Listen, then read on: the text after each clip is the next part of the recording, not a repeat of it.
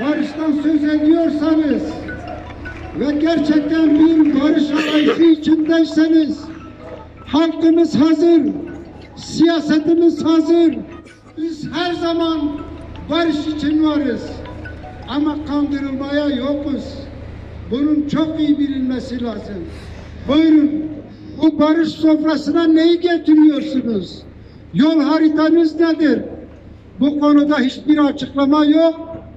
Ama bizleri kandırmak için, bizleri susturmak için farklı projeleri gündeme getiriyorlar.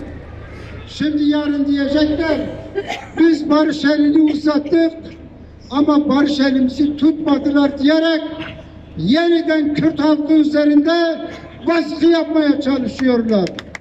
Biz bunun farkındayız. Biz bunu yutmayız. Ve şunu söylüyoruz. Bu ülkede halkların kardeşliğini savunuyoruz. Bu ülkede birlikte yaşamayı esas alıyoruz. Ama özgür, adil. Seyda Cegerkuyu'nun bir sözü var.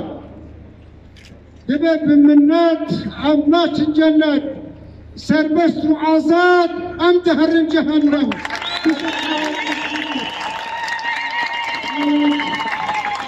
Yeni